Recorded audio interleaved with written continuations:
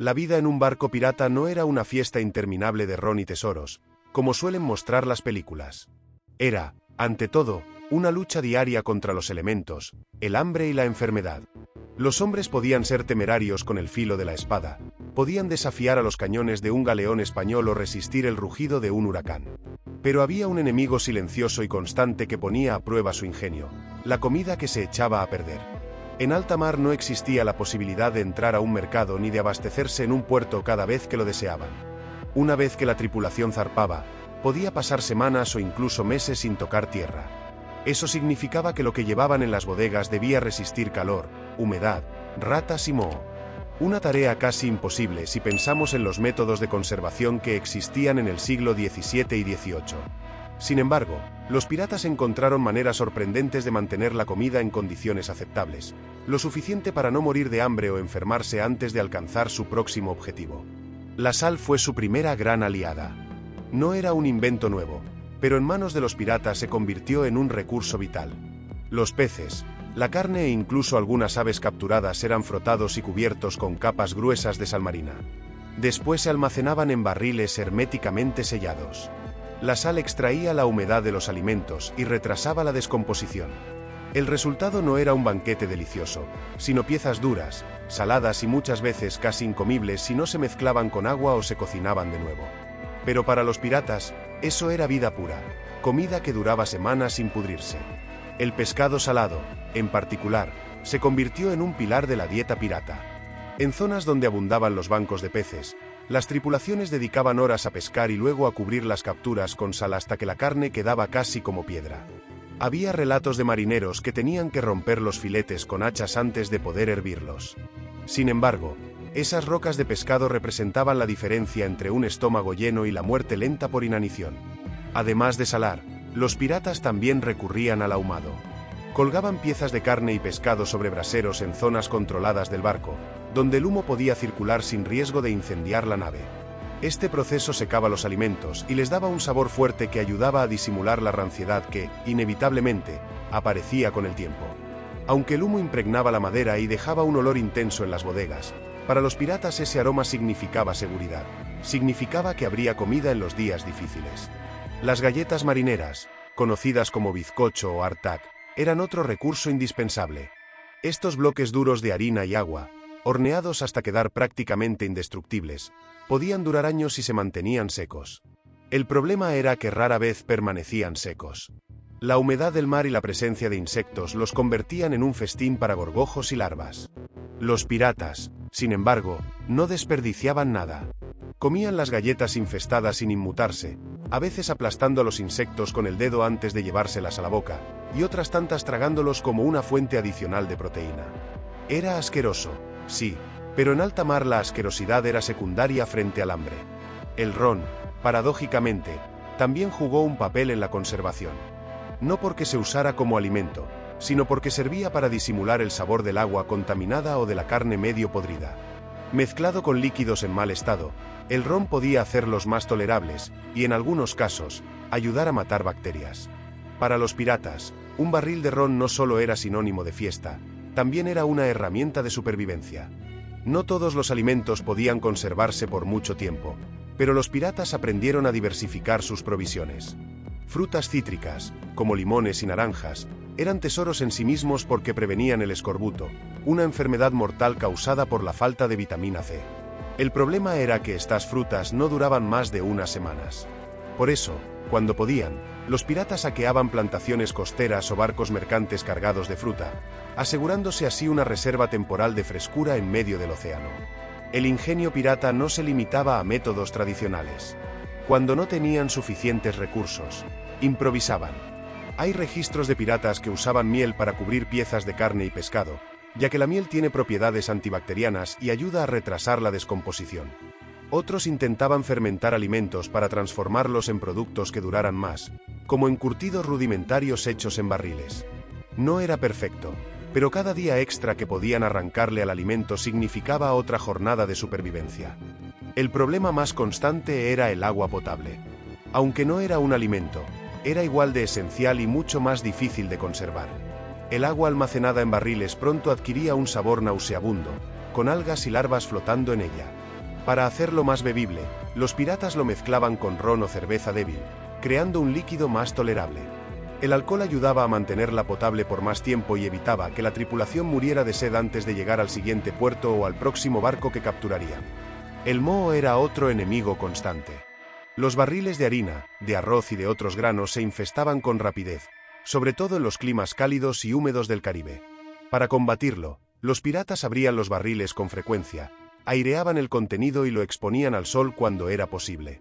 También usaban especias, como pimienta o clavo, para tratar de enmascarar los sabores desagradables de los alimentos contaminados. Aunque no eliminaban el problema, estas prácticas hacían más llevadero el consumo. Las ratas, aunque odiadas, también formaban parte de esta ecuación. Estos animales se multiplicaban en las bodegas, devorando reservas y contaminando los barriles. Los piratas intentaban cazarlas para evitar pérdidas mayores, pero, en los peores momentos, también las comían. Sí, las ratas se convertían en alimento cuando ya no quedaba nada más. Era un recurso extremo, pero demuestra que para los piratas no existía desperdicio. Cada criatura a bordo podía significar un día más de vida.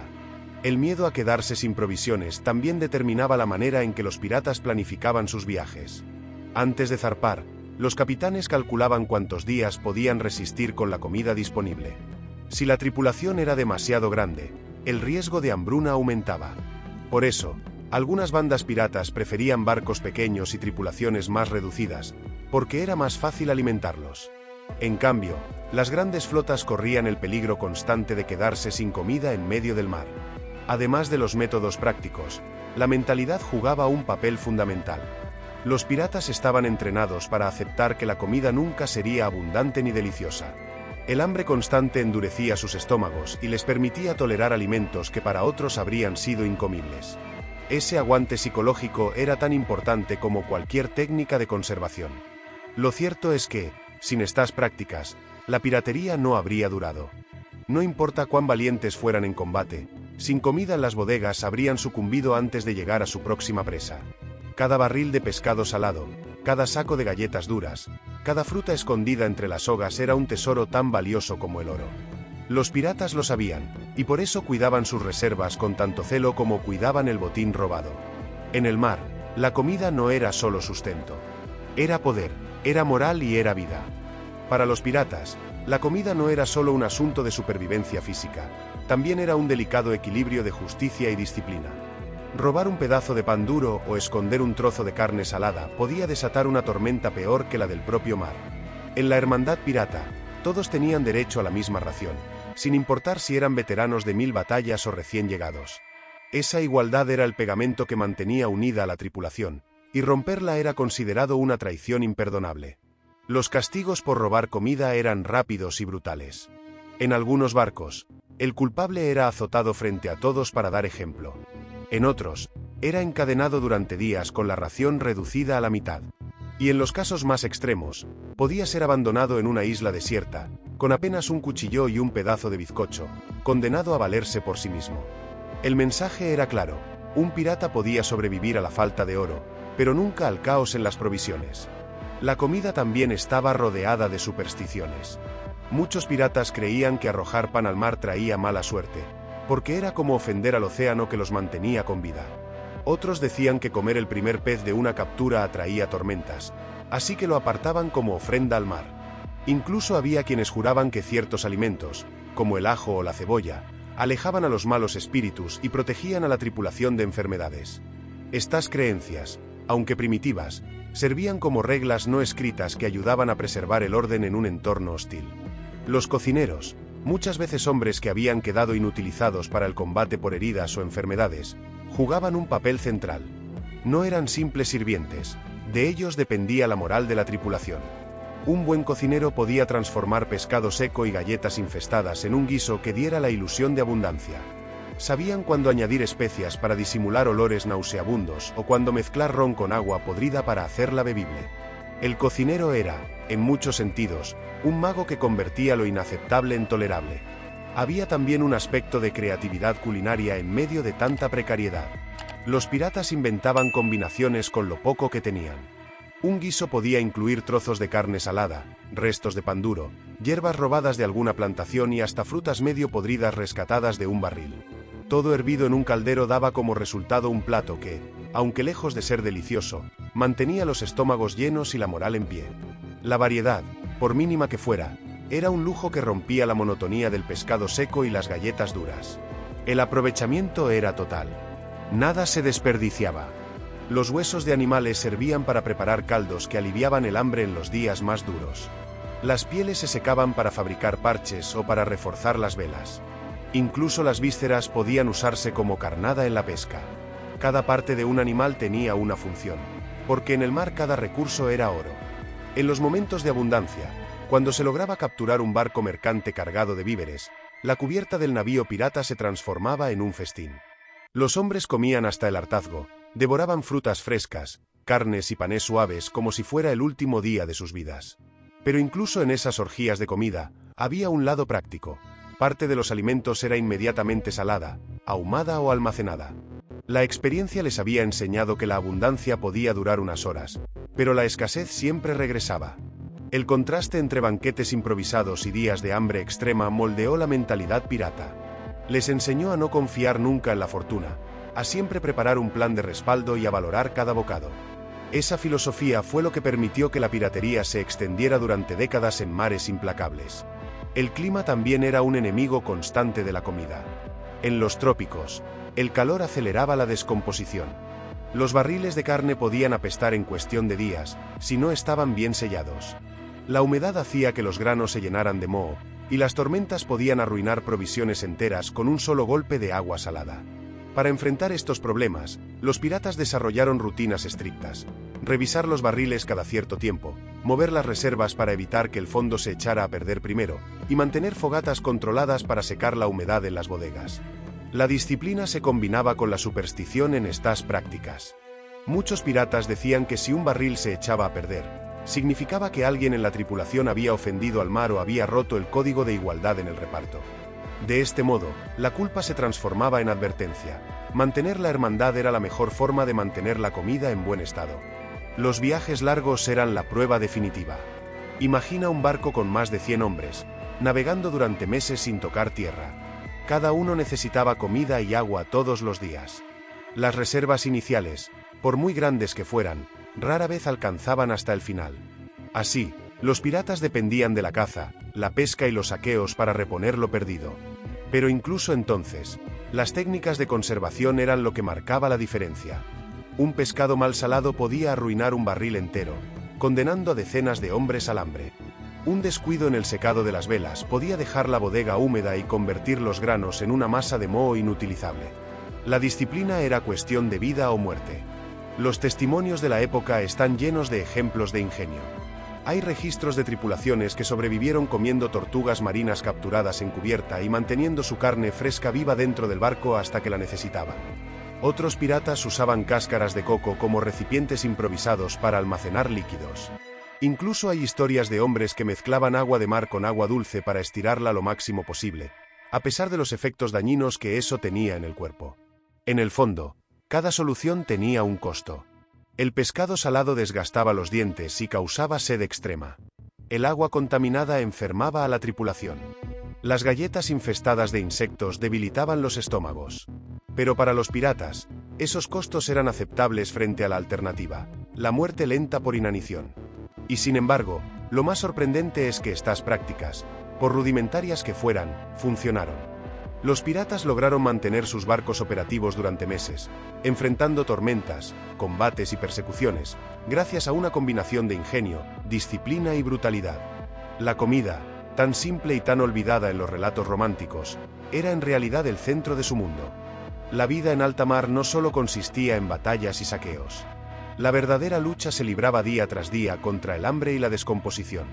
Y aunque las técnicas de conservación de los piratas eran duras, también tenían un lado ingenioso que demuestra hasta qué punto estaban dispuestos a llegar para sobrevivir.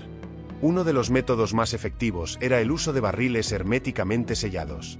Estos contenedores de madera no solo almacenaban agua y vino, también se usaban para conservar carnes y pescados.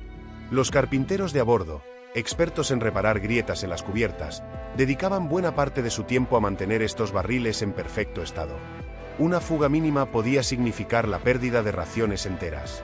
Algunos incluso recubrían las uniones con brea caliente, una resina pegajosa, para asegurarse de que el aire no entrara.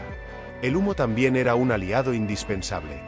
Muchos piratas sabían que ahumar carne o pescado no solo cambiaba su sabor, sino que también alargaba su vida útil. A bordo de barcos de madera, el fuego era un enemigo peligroso, así que los marineros improvisaban pequeños hornos de piedra en cubiertas protegidas, siempre bajo vigilancia.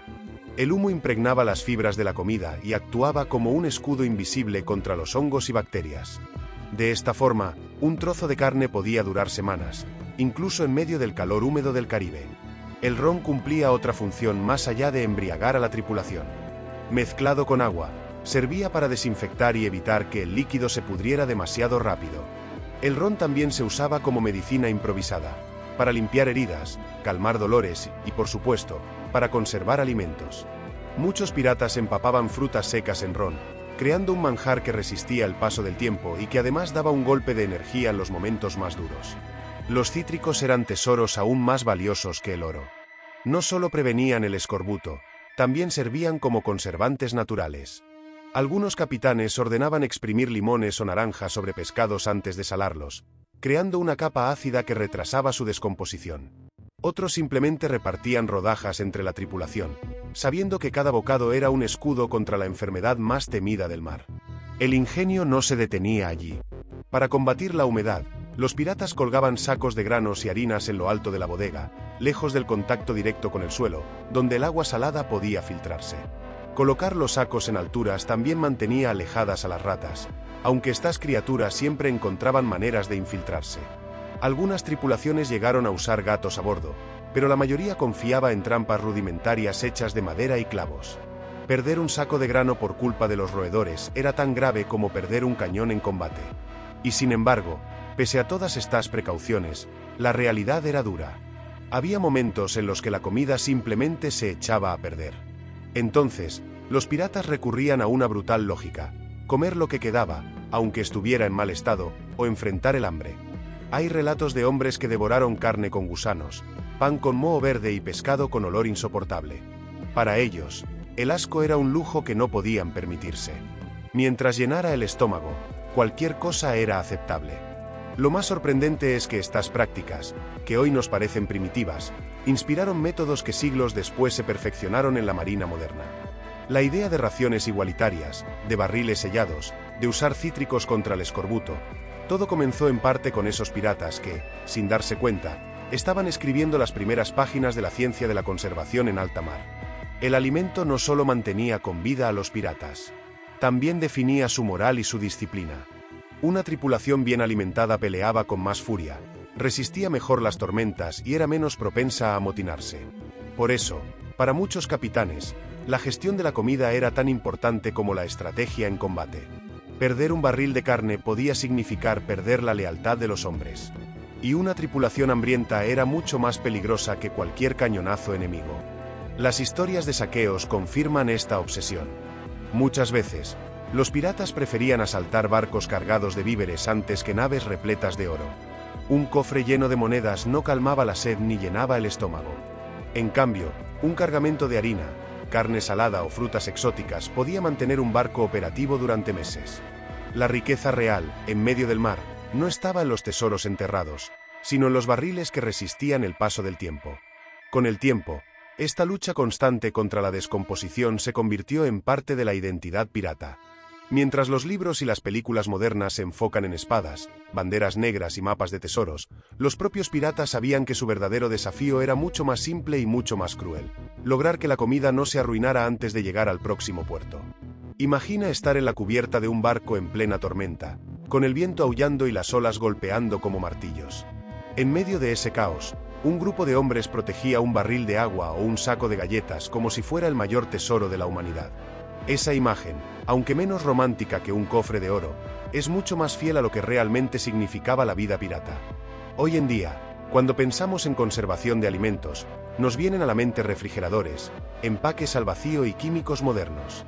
Pero en aquel tiempo, la supervivencia dependía de sal, humo, disciplina y supersticiones. Esa era la verdadera ciencia de los mares. Al final, los piratas lograron lo imposible: Sobrevivieron en un entorno donde todo jugaba en su contra. El calor, la humedad, la escasez, las ratas, las tormentas y las enfermedades. Y lo hicieron no porque tuvieran suerte, sino porque aprendieron a convertir la comida en un recurso sagrado, protegido con la misma ferocidad que defendían su bandera negra. La próxima vez que escuches hablar de piratas y tesoros, recuerda esto. El oro podía perderse, los barcos podían hundirse, pero mientras tuvieran un barril de carne salada, un saco de galletas y un poco de ron, la hermandad pirata seguiría navegando, desafiando al mar y a la historia. Mano blanca indicando hacia la derecha. Suscríbete si te gustó el vídeo, porque cada semana traemos historias que revelan la dura y sorprendente realidad de la vida pirata, mucho más impactante que cualquier leyenda.